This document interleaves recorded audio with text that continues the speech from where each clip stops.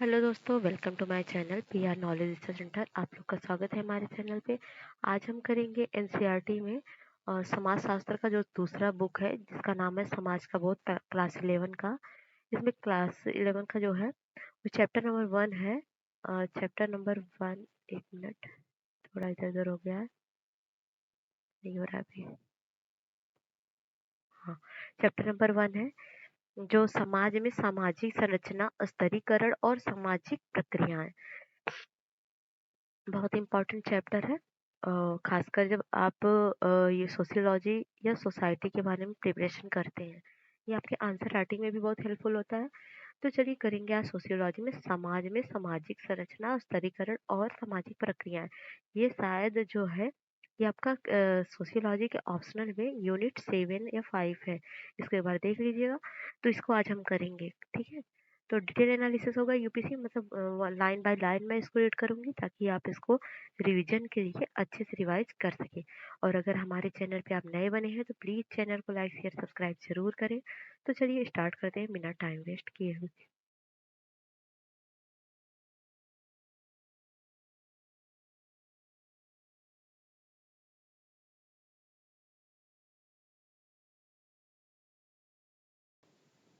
अध्याय 1 है समाज में सामाजिक संरचना, स्तरीकरण और सामाजिक प्रक्रिया।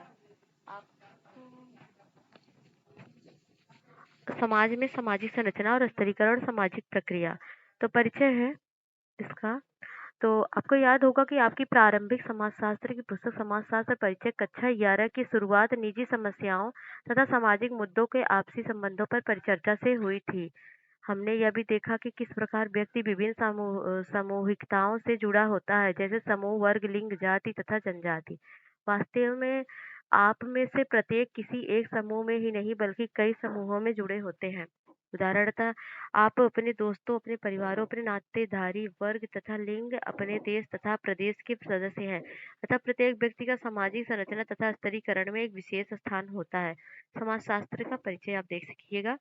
इसका यह अर्थ भी निकलता है कि प्रत्येक व्यक्ति के पास सामाजिक संसाधनों को प्राप्त करने के विभिन्न तरीके हैं। उदाहरण के लिए एक विद्यार्थी किस विद्यालय में पढ़ने जाए यह उसके सामाजिक स्तर पर निर्भर करता है। ठीक इसी प्रकार वह किस प्रकार के वस्त्र पहनता है, पहनती है, किस प्रकार का भोजन करता है, करती है, अपने खाली समय में वह क्या करता है, करती है, किस तरह की स्वास्थ्य सुविधाएं प्राप्त करता है, अर्थात सामान्य तौर पर उसकी संपूर्ण जीवन शैली जैसे जैसे कि सामाजिक संरचना के संदर्भ में सामाजिक स्तरीकरण व्यक्तियों को कार्य करने हेतु बाध्य करता है। समाजशास्त्री परिप्रेक्ष्य का एक मुख्य उद्देश्य व्यक्ति तथा समाज के द्वंद्वात्मक संबंधों को समझना है। आपको सी राइट मिल की समाजशास्त्र त्रिव कल्पना की व्याख्या याद होगी, जहां उन्होंने व्यक्ति के जीवन वृत्त तथा समाज के इतिहास के आपसी संबंधों को स्पष्ट किया। इस पाठ में समाज और व्यक्ति के द्वंद्वात्मक संबंध को समझने के लिए ये आवश्यक है कि तीन मुख्य संकल्पनाओं तथा सामाजिक संरचना, सामाजिक स्तरीकरण और सामाजिक प्रक्रियाओं पर चर्चा की जाए। अगले कुछ अध्यायों में हम यह जानेंगे कि नगरीय तथा ग्रामीण समाज की सामाजिक संरचना किस प्रकार भिन्न है और पर्यावरण तथा समाज के बीच क्या व्यापक संबंधों का रूप क्या है। आखिरी दो अध्यायों में हमें पाश्चात्य सामाजिक विचारकों तथा भारतीय समाजशास्त्रियों तथा उनके विचारों को समझेंगे, जो हमें आगे सामाजिक संरचना, सामाजिक स्तरीकरण तथा सामाजिक प्रक्रियाओं को समझने में मदद करेंगे। मुख्य प्रश्न जिन पर इन पाठ में विचार किया जाना है, किस हद तक व्यक्ति सामाजिक संरचना से बाध्य होता है और किस हद तक वह सामाजिक संरचना के अंतर्गत स्वतंत्र होता है। समाज में व्यक्ति की स्थिति अथवा सामाजिक स्तरीकरण की व्यवस्था में उसका स्थान उसकी व्यक्तिगत रुचियों को किस सीमा तक निर्धारित करती है। क्या सामाजिक संरचना तथा सामाजिक स्तरीकरण व्यक्ति की कार्य प्रणाली को प्रभावित करती है। किस प्रकार के व्यक्ति एक दूसरे से सहयोग, प्रतियोगिता तथा संघर्ष करते हैं तथा वे क्या रूप देते हैं। आप इस अध्याय में हम अब इस अध्याय में हम संक्षेप में सामाजिक संरचना, सामाजिक स्तरीकरण पर चर्चा करेंगे। आपने सामाजिक स्तरीकरण पर विस्तार पूर्वक चर्चा पिछली पुस्तक के अध्याय 2 में की है। अब हम आगे बढ़ते हुए तीन मुख्य सामाजिक प्रक्रियाओं तथा सहयोग, प्रतियोगिता तथा संघर्ष पर चर्चा करेंगे। इनमें से प्रत्येक प्रक्रिया को समझने के लिए हम यह समझने तक तथा देखने की कोशिश करेंगे कि सामाजिक संरचना तथा सामाजिक स्तरीकरण किस प्रकार सामाजिक प्रक्रियाओं पर अपना प्रभाव छोड़ते हैं। दूसरे शब्दों में किस प्रकार व्यक्तियों के मध्य तथा समूहों के मध्य सहयोग, प्रतियोगिता तथा संघर्ष होते हैं। यह सब कुछ सामाजिक संरचना तथा स्तरीकरण व्यवस्था में व्यक्तियों एवं समूहों की स्थिति पर निर्भर करता है। सामाजिक संरचना तथा सामाजिक स्तरीकरण। सामाजिक संरचना शब्द इस तथ्य को दर्शाता है कि समाज संरचनात्मक तथा अर्थात अपने विशिष्ट रूप में वह क्रमवार तथा नियमित है। जिस सामाजिक वातावरण में हम रहते हैं वह मात्र कुछ क्रियाओं एवं प्रकटनों का नियमित मिश्रण नहीं है। लोगों का आचरण किस प्रकार का होता है और ये एक दूसरे से के प्रति उनके संबंध किस प्रकार के होते हैं, इनमें एक प्रकार की अंतर्निहित नियमितता अथवा प्रतिमान होता है। सामाजिक संरचना की संकल्पना इस नियमितताओं को इंगित करती है। एक बिंदु तक समाज की संरचनात्मक विशेषताओं को एक इमारत की संरचनात्मक विशेषताओं के समकक्ष रखकर समझा जा सकता है। एक इमारत की दीवारें, जमीन तथा छत सब मिलकर उस इमारत को एक विशेष आकार देती है। पर यदि इस तुलना का प्रयोग ज्यादा सख्ती से किया जाए तो यह रूपक अपने आप में गलतफहमी पैदा करने वाला हो सकता है। सामाजिक संरचना मानवीय क्रियाओं तथा संबंधों से बनती है। जो पक्ष इन्हें नियमितता प्रदान करता है वह है अलग अलग काल अवधि में एवं भिन्न भिन्न स्थानों में इन प्रक्रियाओं एवं संबंधों का लगातार दोहराया जाना। अतः सामाजिक विश्लेषण की प्रक्रिया में सामाजिक पुनरुत्पादन तथा सामाजिक संरचना एक दूसरे से जुड़े हुए हैं। उदाहरण के लिए एक विद्यालय तथा एक परिवार की संरचना को लेते हैं। विद्यालय में कुछ विशिष्ट प्रकार के क्रियाकलाप वर्षों से दोहराए जाते हैं जो आगे चलकर संस्थाएं बनते हैं। जैसे विद्यालय में दाखिले के तरीके, आचरण संबंधी नियम, वार्षिकोत्सव, प्रातःकालीन सभा और कहीं कहीं विद्यालय गीत। ठीक इसी प्रकार से परिवार में आचरण के कुछ मानक स्तर जैसे विवाह के तौर तरीके, संबंधों के अर्थ, उम्मीदें तथा उत्तरदायित्व होते हैं। परिवार में वृद्ध सदस्यों की मृत्यु एवं विद्यालय से पुराने विद्यार्थियों के चले जाने एवं इसके स्थान पर एक नए सदस्यों का प्रवेश होता रहता है और यह संस्था चलती रहती है। पर हम यह भी जानते हैं कि परिवार तथा विद्यालय के अंदर परिवर्तन होते रहते हैं। उपरोक्त परिचर्चा तथा क्रियाकलापों में हमें यह समझने में मदद करता है कि मानव द्वारा निर्मित समाज इस इमारत की तरह होता है जिसकी प्रत्येक क्षण ही ईंटों में पुनर्रचना होती है जिससे उन्हें बनाया गया है। जैसा कि हमने स्वयं देखा कि मनुष्य विद्यालय तथा परिवार में संरचना की पुनर्रचना हेतु परिवर्तन करते हुए समुचे परिवर्तन को प्रस्तुत करते हैं। वे प्रतिदिन विभिन्न स्तरों पर पुनर्रचना के लिए सहयोग करते हैं। यह भी कम सच नहीं है कि उनमें से एक दूसरे के साथ दूसरी तथा क्रूर प्रतियोगिता भी होती है। सच्चाई यह है कि संयोगात्मक व्यवहार के साथ ही साथ हम गंभीर प्रकृति के संघर्षों को भी देखते हैं और जैसा कि हम आगे देखेंगे कि सहयोग को जबरदस्ती लागू भी किया जाता है ताकि संघर्षों को छिपाया जा सके। एमिल दुर्कहाइम द्वारा आगे पढ़ाया जाने वाला एक मुख्य विषय यह है कि समाज अपने सदस्यों की क्रियाओं पर सामाजिक प्रतिबंध लगाते हैं। दुर्कहाइम ने तर्क दिया कि व्यक्ति पर समाज का प्रभुत्व होता है। समाज व्यक्ति की कुल क्रियाओं से अधिक है। इसमें दृढ़ता अथवा कठोरता है जो भौतिक संरचना की पर्यावरण की संरचना के समान है। सोचिए कि एक व्यक्ति किसी ऐसे कमरे में खड़ा है जहाँ बहुत सारे दरवाजे हैं। कमरे की संरचना व्यक्ति की संभावित क्रियाओं को बाध्य करती है। उदाहरण के तौर पर दीवारों तथा दरवाजों की स्थिति प्रवेश तथा निकास के रास्तों को दर्शाती है। दुर्कहाइम के अनुसार सामाजिक संरचना हमारी क्रियाओं को समांतर रूप से बाध्य करती है। इसकी सीमा तय करती है कि हम एक व्यक्ति के रूप में क्या कर सकते हैं। यह हमें बाह्य है कि ठीक उसी प्रकार से जैसे कमरे की दीवारें होती है।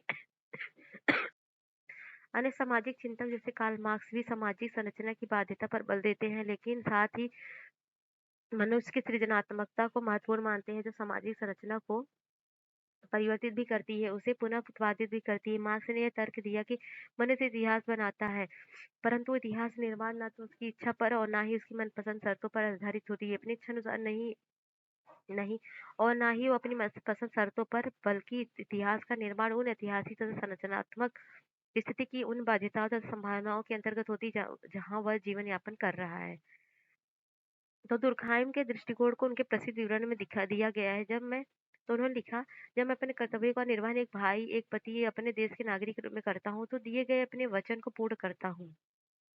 मैं अपने दायित्वों को पूरा करता हूँ जिन्हें कानून तथा प्रथा में परिभाषित किया गया है, जहाँ मुझसे तथा मेरी क्रियाओं से परे या बाह्य है। ठीक इसी प्रकार भक्त जन्म से ही पूर्व स्वीकृति अपने धार्मिक जीवन की मान्यताओं तथा क्रियाओं को पहचान लेता है। अगर आपकी अस्तित्व आपके उसके जन्म से पूर्व था तो उसका अर्थ है कि उसका अस्तित्व उसके बाहर है। ठीक है तो हो गया इसका अस्तित्व जन्म से पूर्व था तथा इसका अर्थ है कि उनका अस्तित्व उसके बाहर है। मैं अपने विचारों को प्रेषित करने के लिए जिन चिन्हों का प्रयोग करता हूँ, मैं अपने कर्जों को चुकाने के लिए जिस मुद्रा का प्रयोग करता हूँ, मैं अपने व्यापारिक संबंधों के लिए जिन क्रेडिट उपकरणों का प्रयोग करता हूँ, मैं अपने पेशे में जिन कर्मों का निर्णयन करता हूँ इत्यादि, उनका मेरे द्वारा उपयोग किए जाने पर भी स्वतंत्र रूप से कार्य करते हैं। समाज के प्रत्येक व्यक्ति को ध्यान में रखते हुए इस प्रकार की टिप्पणी इनमें से प्रत्येक के लिए की जा सकती है। हम इस स्तर पर सामाजिकरण स्तरीकरण और की उस संकल्पना की पुनरावृत्ति करना चाहेंगे जो प्रारंभिक वस्तु पुस्तक के अध्याय 2 का भाग है। सामाजिक स्तरीकरण से अभिप्राय समाज के समूहों के बीच संरचनात्मक समानताओं के अस्तित्व, भौतिक अथवा प्रतीकात्मक पुरस्कारों की पहुंच से है। हालांकि प्रत्येक समाज में किसी न किसी रूप में सामाजिक स्तरीकरण विद्यमान है, परंतु आधुनिक समाज धन तथा शक्ति की समानताओं के कारण पहचाने जाते हैं। एक तरफ जहां आधुनिक समाज में स्तरीकरण के सर्वाधिक प्रचलित रूपों में वर्ग विभाजन है, वहीं दूसरी ओर प्रजाति तथा जाति, क्षेत्र तथा समुदाय, जनजाति तथा लिंग इत्यादि सामाजिक स्तरीकरण के आधार बने हैं। आपको याद होगा कि सामाजिक संरचना में सामाजिक व्यवहार के निश्चित प्रतिमान निहित होते हैं। सामाजिक स्तरीकरण एक विस्तृत सामाजिक संरचना के भाग के रूप में असमानता के लिए निश्चित प्रतिमान द्वारा पहचाना जाता है। असमानता कोई ऐसा अवयव नहीं है जो समाज में विभिन्न व्यक्तियों के बीच आकस्मिक रूप से वितरित हो। यह तो व्यवस्थित रूप से विभिन्न प्रकार के सामाजिक समूहों की सदस्यता से जुड़ी है। एक समूह के सदस्यों की विशेषताएं समान होती हैं। यदि वे उच्च स्थिति में है तो उनका प्रयत्न होगा कि उसकी विशेषता अधिकृत स्थिति उनके बच्चों को मिल जाए। स्तरीकरण की संकल्पना तब उस विचार को संदर्भित करती है जब वहाँ के विभाजन एक निश्चित प्रतिमान के रूप में समूहों में होता है तथा यह संरचना पीढ़ी दर पीढ़ी चलती रहती है। असमान रूप से बांटे गए लाभों के अंतर को समझना भी आवश्यक है। लाभ के 3 बुनियादी प्रकार हैं। इसका विशेषाधिकार प्राप्त समूहों द्वारा उपभोग किया जाता है। पहला है जीवन अवसर। वे सभी भौतिक लाभ जो प्राप्तकर्ता के जीवन की गुणवत्ता को सुधारते हैं, उनमें केवल संपत्ति तथा आय जैसे आर्थिक लाभों को ही शामिल नहीं किया जाता, बल्कि अन्य सुविधाओं जैसे स्वास्थ्य, रोजगार, सुरक्षा तथा मनोरंजन को भी शामिल किया जाता है। सामाजिक परिस्थिति, मान सम्मान तथा समाज के अन्य व्यक्तियों की नजरों में उच्च स्थान। राजनीतिक प्रभाव, एक समूह द्वारा दूसरे समूह अथवा समूहों पर प्रभुत्व जमाना अथवा निर्णय निर्धारित से प्रमाणाधिक्य प्रभाव अथवा निर्णयों से अत्यधिक लाभ उठाना। आगे होने वाली चर्चा में हम उपरोक्त 3 सामाजिक प्रक्रियाओं की तरफ अपना ध्यान आकर्षित करेंगे। बताएंगे किस प्रकार सामाजिक स्तरीकरण के विभिन्न आधार जैसे लिंग अथवा वर्ग सामाजिक क्रियाओं को बाधित करते हैं। व्यक्ति तथा वर्ग को मिलने वाले अवसर तथा संसाधन जो प्रतियोगिता, सहयोग अथवा संघर्ष के रूप में सामने आते हैं, इन्हें सामाजिक संरचना तथा सामाजिक स्तरीकरण के द्वारा आकार दिया जाता है। साथ ही मनुष्य पूर्व स्थिति संरचना तथा स्तरीकरण में परिवर्तन लाने का प्रयास करता है। समाजशास्त्र में सामाजिक प्रक्रियाओं को समझने के 2 तरीके। अपनी प्रारंभिक पुस्तक 11 की समाजशास्त्र परिचय में आपने सामाजिक विज्ञान की सीमाओं को समझा है।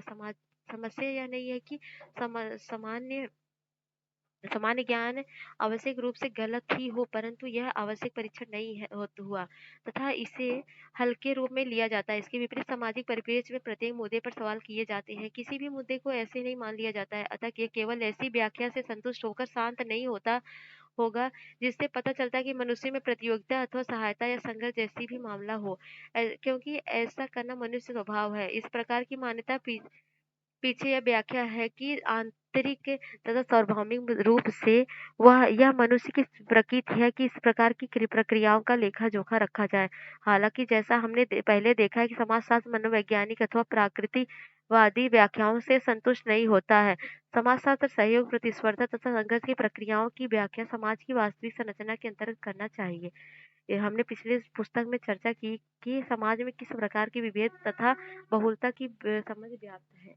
विभिन्न संस्थाओं की समझ, चाहे वो परिवार हो, अर्थव्यवस्था हो, सामाजिक स्तरीकरण, सामाजिक नियंत्रण हो, हमने देखा कि किस प्रकार प्रकार्यवादी या संघर्ष के परिप्रेक्ष्य के अनुसार संस्थाओं की समझ में भिन्नता। अर्थात कोई आशय नहीं है कि दोनों संदर्भ से प्रक्रियाओं को थोड़ा हटकर समझना चाहते हैं, परंतु दोनों कार्ल मार्क्स तथा एमिल दुर्खाइम यह मानकर चलते हैं कि मनुष्यों को अपनी बुनियादी आवश्यकताओं को पूरा करने के लिए सहयोग करना होता है तथा अपनी दुनिया के लिए उत्पादन और पुनः उत्पादन करना पड़ता है। संघर्ष के परिप्रेक्ष्य में इस बात पर बल दिया गया है कि किस प्रकार सहयोग के प्रकारों ने एक ऐतिहासिक समाज को दूसरे ऐतिहासिक समाज में परिवर्तित कर दिया।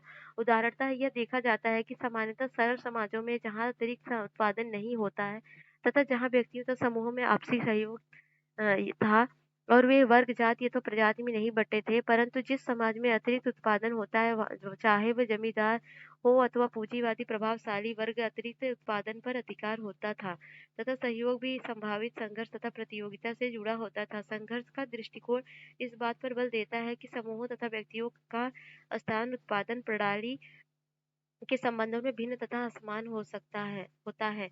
अतः कारखाने के मालिक तथा मजदूर अपने प्रतिदिन के कार्यों में सहयोग करते हैं, परंतु कुछ हद तक उनके हितों में संघर्ष करके संबंधों को परिभाषित करते हैं। हमारे संघर्ष के परिप्रेक्ष्य में संबंधित समझ यह बताती है कि जहाँ समाज जाति, वर्ग अथवा पितृ सत्ता के आधार पर बटा होता है, वहीं कुछ समूह सुविधा वंचित तथा एक दूसरे के प्रति भेदभाव मूलक स्थिति बरतते हैं।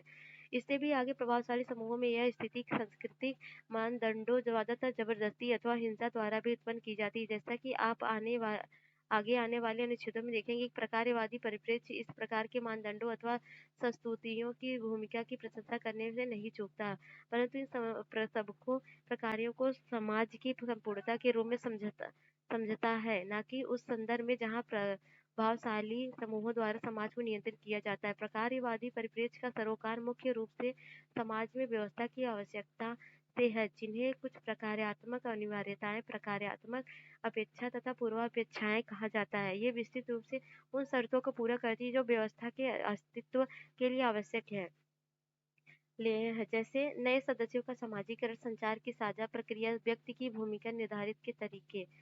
आप अच्छी तरह से जानते हैं कि किस प्रकार प्रकारवादी परिप्रेक्ष्य इस तथ्य पर आधारित है कि समाज के विभिन्न भागों का एक प्रकार अथवा भूमिका होती है जो संपूर्ण समाज की प्रकार्यात्मकता के लिए जरूरी होती है। इस संदर्भ में सहयोग, प्रतियोगिता तथा संघर्ष को प्रत्येक समाज की सार्वभौमिक विशेषता के रूप में देखा जा सकता है, जो समाज में रहने तथा इच्छा पूर्ति करने वाले विभिन्न व्यक्तियों की अनिवार्य अंतःक्रियाओं का परिणाम है। चूंकि इस परिप्रेक्ष्य का मुख्य बिंदु व्यवस्था को बनाए रखना, प्रतिस्पर्धा तथा संघर्ष को इस दृष्टि से भी समझा जाता है कि अधिकतर स्थितियों में ये बिना ज्यादा हानि एवं कष्ट के सुलझ जाते हैं तथा साथ ही ये समाज की विभिन्न प्रकार से मदद करते हैं। समाजशास्त्री अध्ययन ने यह भी दिखलाया कि किस प्रकार मानदंडों तथा समाजीकरण के प्रतिरूप अधिकतर इस बात का ध्यान रखते हैं कि एक विशेष सामाजिक प्रणाली सतत बनी रहे, चाहे वह विशेष समूह के हितों की विरोधी ही क्यों ना हो। दूसरे शब्दों में सहयोग, प्रतिस्पर्धा एवं संघर्ष के आपसी संबंध अधिकतर जटिल होते हैं तथा ये आसानी से अलग नहीं किए जा सकते। इस समझने के लिए सहयोग और संघर्ष किस प्रकार अनुलग्नित है तथा बाध्य एक स्वैच्छिक सहयोग में क्या अंतर है, आइए अपने जन्म के परिवार में संपत्ति पर स्त्री का अधिकार जैसे विवादास्पद मुद्दे पर नजर डालें।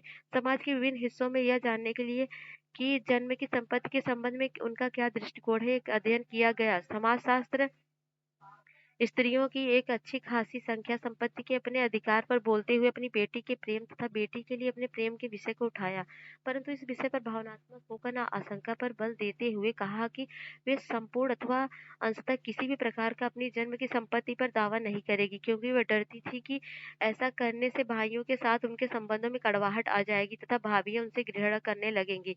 परिणाम स्वरूप अपने पिता के घर पर उनका आना जाना बंद हो जाएगा। यह दृष्टिकोण एक प्रभावशाली रूपक को दिखाता है, जहाँ एक और स्त्री संपत्ति से इनकार करती है तो दूसरी ओर एक स्त्री संपत्ति पर अपना हक जमाने वाली, कंजूस तथा चालाक समझी जाती है।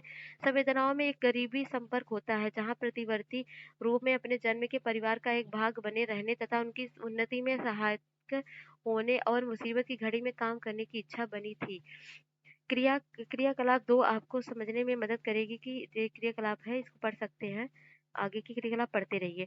आपको समझ में मदद करेगा। सहयोगात्मक व्यवहार को समाज के गहरे संबंधों की उपज के रूप में भी देखा जा सकता है, परंतु जब संघर्षों की खुलकर अभिव्यक्ति नहीं होती अथवा इन्हें खुली चुनौती नहीं दी जाती, तो यह छवि बनती है कि कहीं कोई संघर्ष नहीं है, केवल सहयोग ही विद्यमान है। उपरोक्त परिस्थितियों को समझाने के लिए प्रकारवादी व्यवस्थापन शब्द का प्रयोग करते हैं, जहाँ महिला अपने पितृ परिवार में संपत्ति के अपने अधिकार पर किस प्रकार का दावा करना पसंद नहीं करेगी। संघर्षों के रहते हुए भी समझौता एवं सहअस्तित्व की कोशिश के रूप में इसे देखा जा सकता है।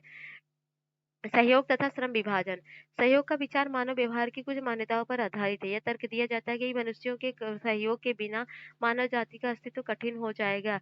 आगे यह तर्क दिया जाता है कि यहाँ तक कि जानवरों की दुनिया में भी हम सहयोग के प्रमाण देख सकते हैं, चाहे वे चींटियां, मधुमक्खियां हो अथवा स्तनपायी पशु हो।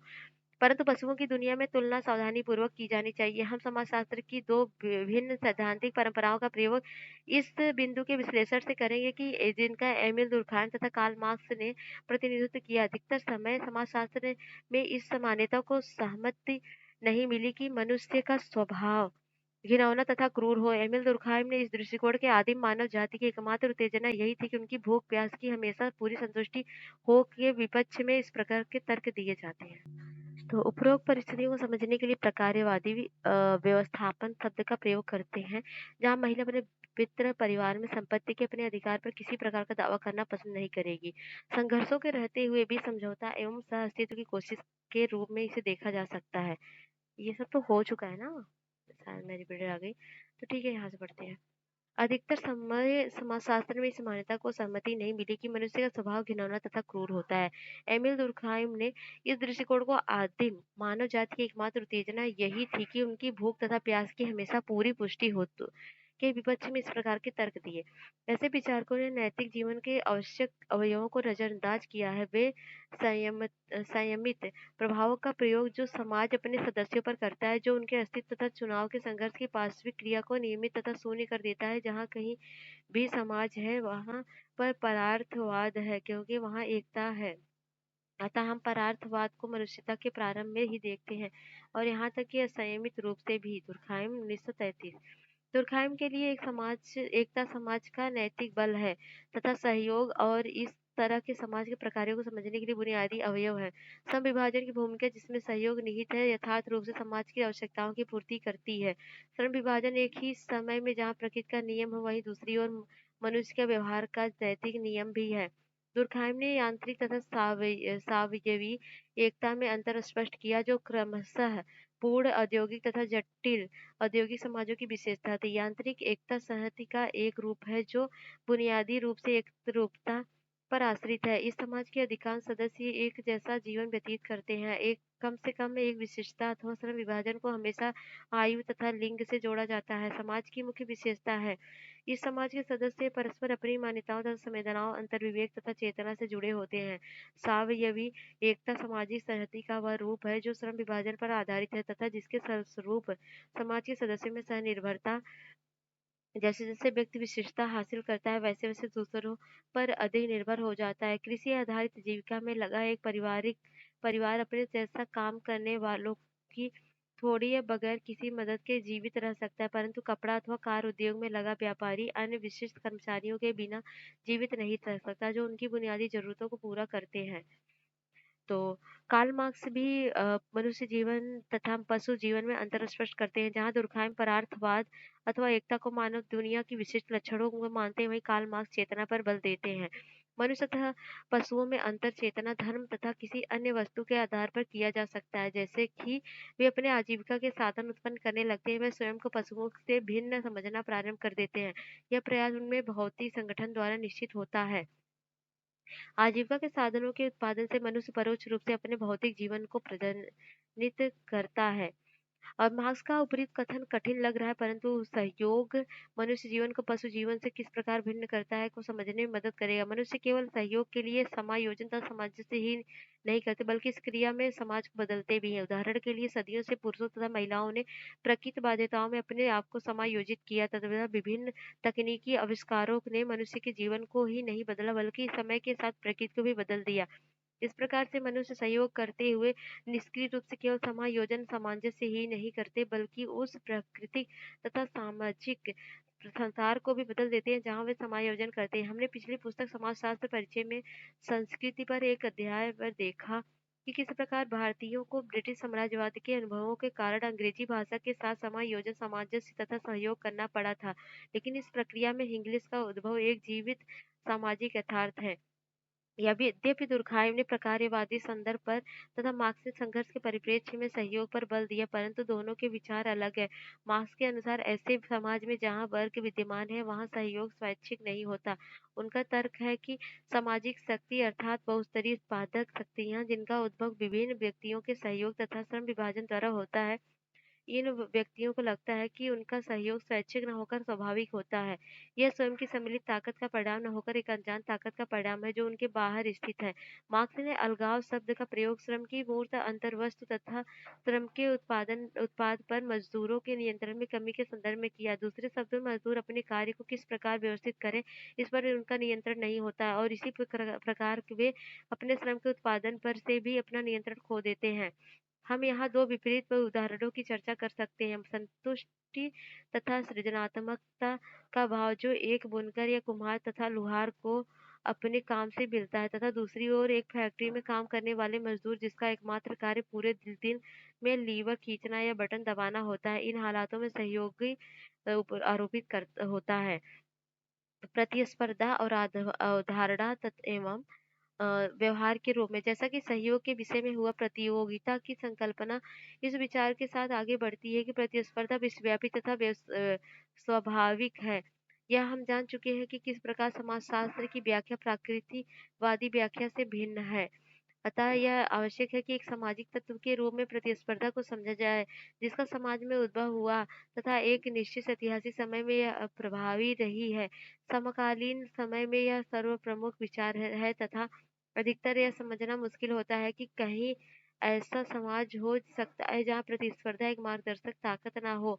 यह दंत कथा एक स्कूल अध्यापक जो अपने अनुभवों को अपने बच्चों के साथ अफ्रीका के एक पिछड़े स्थान से बता रहा है, हमारा ध्यान तथा तक उस तथ्य की ओर आकर्षित करता है जहाँ प्रतिस्पर्धा को स्वयं समाजशास्त्री रूप में ना स्वाभाविक की वृत्ति के रूप में समझाना था।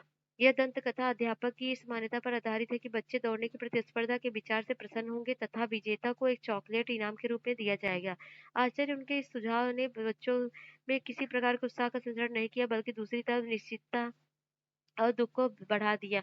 जांच पड़ताल करने पर आगे बताया कि उनकी ऐसे खेलों में अरुचि है जहाँ विजेता तथा पराजिता होंगे। उनके आनंद करने के विचार के विरुद्ध उनके लिए आनंद का विचार करना आवश्यक तौर पर सहयोग तथा सामूहिक अनुभव है, ना कि प्रतिस्पर्धा जहाँ पुरस्कार कुछ लोगों को वंचित करता है तथा एक अथवा कुछ को पुरस्कृत करता है। समकालीन विश्व में प्रतिस्पर्धा एक प्रमुख मानदंड तथा परिपाटी है जहाँ शास्त्रीय वैज्ञानिकों जैसे एम एल दुर्कheim तथा कार्ल मार्क्स ने आधुनिक समाजों में व्यक्तिवाद तथा प्रतिस्पर्धा के विकास को एक साथ आधुनिक समाजों में देखा है। आधुनिक पूंजीवादी समाज जिस प्रकार कार्य करते हैं, दोनों एक साथ विकास सहज है तथा जहाँ अत्यधिक कार्य कुशलता तथा लाभ के कमाने पर बल दिया जाता है। पूंजीवाद की मौलिक मान्यताएं हैं: व्यापारी का विस्तार, श्रम विभाजन, विशेषीकरण और बढ़ती उत्पादकता। स्वयं धारणीय समृद्धि की प्रक्रियाएं पूंजीवाद के केंद्रीय विचार में बढ़ावा प्राप्त करती है। बाजार क्षेत्र में विद्यमान मुक्त प्रतिस्पर्धा में तार्किक व्यक्ति अपने लाभों को अधिक बढ़ाने की कोशिश में लगा रहता है। प्रतिस्पर्धा की विचारधारा पूंजीवादी की सशक्त विचारधारा है। इस विचारधारा का तर्क यह है कि बाजार एक प्रकार से कार्य करता है अधिकतम कार्य कुशलता सुनिश्चित हो सके। उदाहरण के लिए प्रतिस्पर्धा यह सुनिश्चित करती है कि सर्वाधिक कार्य कुशल फर्म बची रहे। प्रतिस्पर्धा यह सुनिश्चित करती है कि अधिकतम अंक पाने वाला छात्र अथवा बेहतरीन छात्र को प्रसिद्ध कॉलेजों में दाखिला मिल सके और बेहतरीन रोजगार प्राप्त हो सके। इन सभी स्थितियों में बेहतरीन होना सबसे बड़ा भौतिक पुरस्कार सुनिश्चित करता है। तो ऐसे विचार के मनुष्य स्वाभाविक रूप से प्रतिस्पर्धा करना चाहते हैं, जो को अन्य प्राकृतिक व्याख्याओं की भांति आलोचनात्मक दृष्टि से समझा जाना चाहिए। प्रतिस्पर्धा पूंजीवाद के जन्म के साथ को प्रबल इच्छा के रूप में फली फूली। आगे पृष्ठ बॉक्स में दिए गद्यांश को पढ़िए। जे एस मिल जैसे उदारवादियों ने महसूस किया कि प्रतिस्पर्धा के प्रभाव अधिकतर नुकसानदायक होते हैं। यदि उन्होंने महसूस किया कि आधुनिक प्रतिस्पर्धा का विवेचन प्रत्येक की लड़ाई प्रत्येक के खिलाफ हो, लेकिन साथ ही ये सबके लिए लड़ाई है। यह एक अर्थ में है कि आर्थिक प्रतिस्पर्धा निम्नतम लागत पर अधिकतम उत्पाद है। इसे भी आगे व्यक्तिवाद का समाज में तीव्र विस्तार एवं विभिन्न प्रकार के हित को जो पूरे समूह के सदस्यों को एक साथ जोड़े रहते हैं। यह विचार तभी जीवित रहता है जब व्यक्ति पर प्रतिस्पर्धा मूलक संघर्ष की आवश्यकताओं को थोप दिया जाता है। ठीक है, तो आगे हम करते हैं प्रतिस्पर्धा तथा पूंजीवाद। के तहत 19वीं शताब्दी की संपूर्ण मुक्त व्यापार अर्थव्यवस्था आर्थिक विकास को आगे बढ़ाने में आवश्यक हो सकती है। अमेरिकी व्यवस्था के अत्यंत तीव्र गति से विकास को यह वहाँ प्रतिस्पर्धा की अधिकतम उपस्थिति के गुण के रूप में देखा जा सकता है, परंतु फिर भी हम प्रतिस्पर्धा के दायरे या प्रतियोगी भावना की तीव्रता को विभिन्न समाजों में आर्थिक विकास की दर से साथ सकारात्मक या संबंध का रूप देने में कठिनाई महसूस करते हैं। वहीं दूसरी तरफ यह माने जाने के लिए भी कारण है कि प्रतिस्पर्धा के कुछ बुरे प्रभाव भी हैं, बाल्टामोर ने कहा। तो ये क्रियाकलाप आप करते रहिए। विचारधारा मानकर चलती है कि व्यक्ति बराबरी के स्तर पर प्रतिस्पर्धा करता है, अर्थात प्रत्येक व्यक्ति के लिए परिस्थिति, शिक्षा, रोजगार अथवा प्रतिस्पर्धा है तो समान संसाधन रहते हैं, परंतु जैसा कि स्तरीकरण अथवा असमानता पर की गई पूर्व चर्चा दिखाती है कि व्यक्ति को समाज में भिन्न प्रकार से अवस्थित किया गया है। यदि भारत में बच्चों की अधिकतम संख्या विद्यालय में नहीं जाती अथवा वे आज का या कल पढ़ाई छोड़ देते हैं तो ऐसी स्थिति में वे हमेशा के लिए प्रतिस्पर्धा से बाहर हो जाते हैं। संघर्ष तथा सहयोग की बात करें, संघर्ष शब्द का अर्थ है हितों में टकराव। हमने पहले ही देखा है किस प्रकार संबंध सिद्धांतवादी विश्वास करते हैं कि संसाधनों की कमी समाज में संघर्ष उत्पन्न करती है, क्योंकि उन संसाधनों को पाने तथा उस पर कब्जा करने के लिए प्रत्येक समूह संघर्ष करता है। संघर्ष के आधार पर भिन्न भिन्न होते हैं ये वर्ग अथवा जाति, जनजाति अथवा लिंग, निर्जाति अथवा धार्मिक समुदायों में भी हो सकते हैं। एक नौजवान छात्र के नाते आप समाज में विद्यमान संघर्षों को विविधता से परिचित होते हैं। विभिन्न संघर्षों के पैमाने तथा प्रकृति यदि भिन्न होते हैं। अधिकतर सामान्य ज्ञान की सोच के अनुसार समाज में संघर्षों की स्थिति नहीं है। समाजशास्त्रियों ने इन तथ्यों की ओर ध्यान आकर्षित किया है कि सामाजिक विकास की विभिन्न अवस्थाओं में संघर्ष की प्रकृति तथा रूप सदैव परिवर्तित होते रहते हैं, परंतु संघर्ष ही किसी समाज का एक महत्वपूर्ण हिस्सा सदैव से रहा है। सामाजिक परिवर्तन तथा लोकतांत्रिक अधिकारों पर सुविधा वंचित तथा भेदभाव का सामना कर रहे समूहों का द्वारा हक जताना संघर्षों को और उभारता है, लेकिन इसका अर्थ यह नहीं कि संघर्ष पहले विद्यमान नहीं थे। बॉक्स में दिए गए उदाहरण इस पर बल देते हैं। एक नए तथा पुराने के बीच संघर्ष आज विकासशील देशों के मंच है। प्राचीन प्रणाली नवीन ताकतों का मुकाबला नहीं कर पा रही, ना ही लोगों को नवीन आशाओं तथा आकांक्षाओं का प्रतिनिधित्व करती है, परंतु यह स्थिति मृतप्राय नहीं है। सच्चाई यह है कि अभी भी जीवित है। संघर्ष बेकार ही बहस, विभ्रांति, विसंगति तथा कई मौकों पर खून खराबे को जन्म देता है। इन परिस्थितियों में समाजशास्त्री के लिए बेहद आवश्यक होता है कि वे अपने पुराने अच्छे दिनों को याद करें, परंतु एक पल का परावर्तन उन्हें यह विश्वास दिला देगा कि पुरानी पद्धति संघर्ष से वंचित नहीं थी। उसने जनसंख्या के व्यापक भाग पर अमानुषिक अत्याचार किए। सैद्धांतिक दृष्टिकोण जहाँ संघर्ष को व्याधि की माना जाता है अथवा जहाँ विज्ञान के नाम पर एक विशेष मूल्य के रूप में संतुलन का निवेश किया जाता है, परंतु यह स्थिति विकासशील समाजों के अध्ययन में रुकावट सिद्ध होती है। यहाँ यह समझना आवश्यक है कि संघर्ष विसंगति अथवा प्रत्यक्ष झड़प के रूप में दिखाई देते हैं, यहाँ खुल कर प्रकट किए जाते हैं। उदाहरण के तौर पर भूमि संसाधनों पर गहरे संघर्षों की प्रत्यक्ष प्रतिक्रिया का परिणाम कृषक आंदोलन की अनुपस्थिति का अर्थ संघर्ष की अनुपस्थिति नहीं है। अतः इस अध्याय में संघर्ष, अनिवार्य सहयोग तथा प्रतिरोध के संबंधों पर बल दिया गया है। आइए कुछ संघर्षों पर जो समाज में विद्यमान तथा प्रतिस्पर्धा, सहयोग और संघर्ष के आपसी सहसंबंधों पर भी विचार करें। हम यहाँ केवल दो उदाहरणों को लेंगे। प्रथम परिवार तथा घर तथा दूसरा भूमि आधारित संघर्ष। पारंपरिक तौर पर परिवार तथा घर सामंजस्यपूर्ण इकाई के रूप में देखे जाते रहे हैं, जहाँ सहयोग प्रमुख प्रक्रिया थी तथा पारर्थवाद मनुष्य के आचरण के प्रेरणात्मक सिद्धांत है। पिछले 3 दशकों में महिलावादी विशेषज्ञों द्वारा इस मान्यता पर प्रश्न उठाए जा रहे हैं कि अमरचंद द्वारा विद्वानों में बलात् सहयोग की संभावना को माना गया है। सिर्फ विभिन्न दलों को ही सहयोग में फायदा नहीं है, उनके व्यक्तिगत क्रियाकलापों को भी प्रत्यक्ष सहयोग के रूप में देना होगा। छोटे मोटे संघर्षों में विद्यमान होने पर भी यदि सामाजिक तकनीक के चुनाव में हितों का संजीदा संघर्ष हो सकता है, पारिवारिक संगठनों की प्रकृति के लिए आवश्यक है कि इन संघर्षों को आपसी सहयोग द्वारा निपटाया जाए। साथ ही संघर्ष को विचलित व्यवहार के रूप में देखा जाए, क्योंकि संघर्षों को प्रत्यक्ष रूप से संप्रेषित नहीं किया जा सकता। यहाँ यह देखा गया है कि मध्यवर्ग अथवा अधीनस्थ वर्ग, चाहे घर में महिलाएं हो या कृषक, समाज में किसान संघर्षों में समायोजन सहयोग पाने के लिए व्यक्ति एवं समूह विभिन्न प्रकार की रणनीति बनाते हैं। अनेक समाजशास्त्रीय अध्ययन अप्रत्यक्ष संघर्ष तथा प्रत्यक्ष सहयोग को दिखाते हैं। सामान्य है। नीचे दिए गए उदाहरण घर में महिलाओं के व्यवहार तथा अंतःक्रिया पर किए गए कई अध्ययनों से लिया गया है। भौतिक दबाव तथा प्रेरणा का सहयोग तथा उससे बढ़कर वितरण तथा वितरण प्रक्रिया में प्रत्येक संघर्ष के रूप में कुछ कम साक्ष्य है। इसके बदले निर्णय लेने आवश्यकताओं तथा प्राथमिकताओं आयु, लिंग तथा जीवन चक्र सोपानिक है। ऐसे सोपान जिनकी स्त्री तथा पुरुष दोनों समर्थन करते हैं, अतः स्त्रियां अनेक विषमताओं को सतत रूप से अर्जित करती हुई दिखाई देती हैं। घरेलू वस्तुओं के वितरण में विभेदीकृत कार्य अपने आने वाले समय में सुरक्षा के लिए अन्य घरेलू संबंधों तथा संसाधनों तक पहुंच न मिलने के कारण यह उनके भौतिक हित में होता है कि वे बेटे को मान्यता दें, जो इस संस्कार की महत्वपूर्ण विशेषता है, तथा यह अनियमित भविष्य की बीमा के लिए अपने बेटों को सहयोगी रूप से जीतने के लिए उनके स्वार्थ रहित समर्पण की उनका निवेश होता है। मातृ परिहतिवादिता उत्तर उत्तरी भारत के मैदानों में बेटों को लेकर पूर्वाग्रहित तथा स्त्री के पितृ सत्तात्मक जोखिम के प्रत्युत्तर के रूप में देखा जा सकता है। स्त्री पूरी तरह से शक्तिहीन नहीं है, परंतु पुरुष के निर्णय लेने की ताकत की समझ वो अप्रत्यक्ष ही रहती है। विश्वसनीय दोस्तों का उपयोग अपनी तरफ से छोटे मोटे व्यापार करने में, पैसे को छुपाकर लेन देन, पर्दा तथा मातृत्व जैसी लैंगिक विचारधारा पर बातचीत करना वे रणनीतियां हैं जिनके आधार पर स्त्रियों ने पुरुषों की शक्ति का प्रतिरोध किया है। अब्दुल्ला तथा जीडेनस्टीन 1982, वाइट 1992। उनके प्रतिरोध का एक गोपनीय रूप घर के बाहर सहयोग के विकल्पों की कमी तथा खुले संघर्षों के जुड़े सहवर्ती जोखिमों को दिखाता है। कबीर 1996 कहते हैं, समाजशास्त्री प्रश्नात्मक परंपरा को ध्यान में रखते हुए लेते हुए मान लिए जाने वाले तथ्यों पर इस अध्ययन परीक्षण किए तथा इस पाठ में सहयोग, प्रतिस्पर्धा, संघर्ष की प्रक्रियाओं की आलोचनात्मक रूप से जांच की गई। समाजशास्त्री दृष्टिकोण से ये प्रक्रिया स्वाभाविक नहीं मानी जाती है, अतः उन्हें आगे आने सामाजिक विकास से जोड़ता है। नीचे दिए गए अनुच्छेद में आप भूमि संबंधों तथा भारत में भूदान ग्रामदान आंदोलनों के विषय में पढ़ेंगे। बॉक्स को पढ़िए और देखिए कि समाज में सहयोग किस प्रकार समाजशास्त्री रूप में तकनीक तथा उत्पादन की आर्थिक व्यवस्था से जुड़ा है।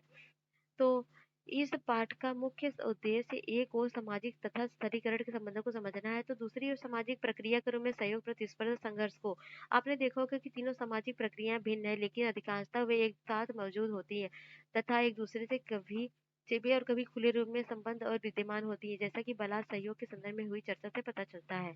भूमि संघर्षण 1956 में हरबख्श एक राजपूत ने नथु अहीर पटेल से 100 रुपए अपने 2 एकड़ जमीन को गिरवी रख कर्ज लिया। उसी वर्ष हरबख्श की मृत्यु हो गई और उसके उत्तराधिकारी गणपत ने सन 1958 में जमीन को वापस लेने का दावा किया, जिसके लिए उसने 200 रुपए देने की सिफारिश की। नथु ने गणमत को जमीन वापस करने से मना कर दिया।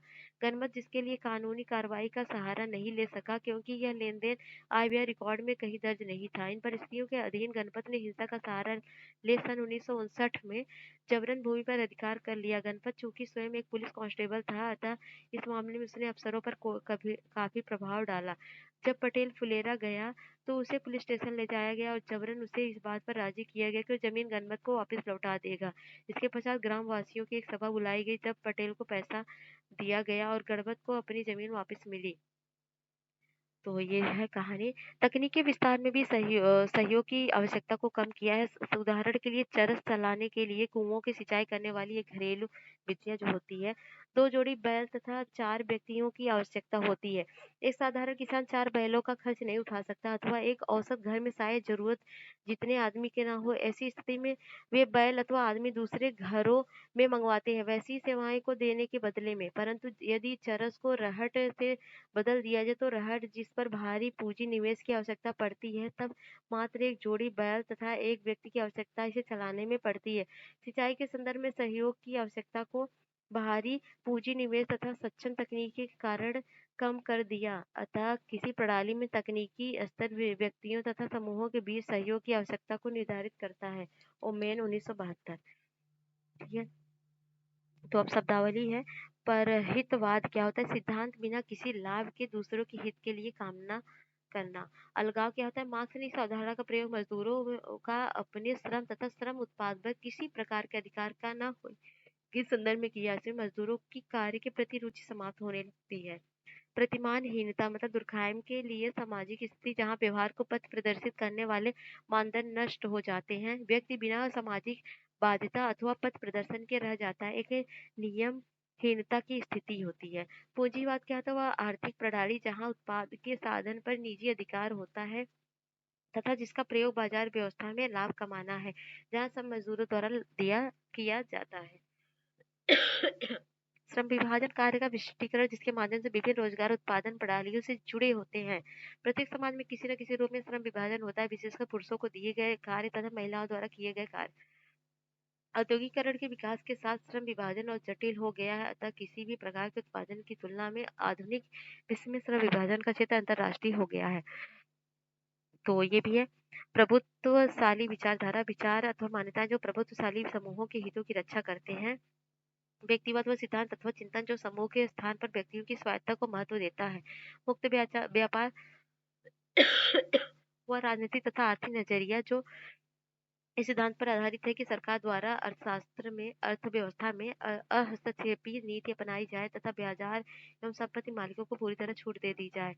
यह आंतरिक एकता दुर्कहेम के अनुसार परंपरागत संस्कृति में सरल श्रम विभाजन इसकी विशेषता है। चूंकि समाज के अधिकतर सदस्य एक जैसे कार्य में लगे रहते हैं तब एक दूसरे के साथ समान प्रकार के अनुभव तथा मान्यताओं से बंधे होते हैं। आधुनिकता 18वीं-19वीं शताब्दी की सामाजिक प्रक्रिया जो विशिष्टता जटिलता गत्यात्मकता के गुणों के कारण प्रसिद्ध हुई हो उसे वास्तव में परंपरागत जीवन में अलग करती है। और होता है सावयवी एकता। दुर्कहेम के अनुसार एकता के अंतर्गत समाज व्यक्ति की आर्थिक निर्भरता तथा दूसरे कार्यों की मात्रा से बंधा होता है। चूंकि यहाँ श्रम विभाजन अत्यंत जटिल होता है अतः लोगों को एक दूसरे से अधिक आश्रित होते हैं, क्योंकि प्रत्येक व्यक्ति को वह उत्पाद चाहिए जिसका उत्पादन दूसरे व्यक्ति करते हैं। आर्थिक बदलाव तथा निर्भरता के सहसंबंध इस प्रकार की स्थिति में सामाजिक एकमतता बनाने में मदद करते हैं। सामाजिक बाध्यता हम जिस समूह अथवा समाज के भाग होते हैं वे हमारे व्यवहार पर प्रभाव छोड़ते हैं। दुर्कहेम के अनुसार सामाजिक बाध्यता सामाजिक तथ्य एक विशिष्ट लक्षण है। संरचना मुख्य रूप से किसी संगठन की बनावट एवं प्रतिमान को इंगित करना है जो कुछ हद तक मानव व्यवहार को निर्देशित करता है। ये रहा क्वेश्चन करने का ट्राई करिएगा, कैसे लगा है बताइएगा जरूर। मिलते हैं नेक्स्ट वीडियो में, तब तक के लिए जय हिंद जय भारत।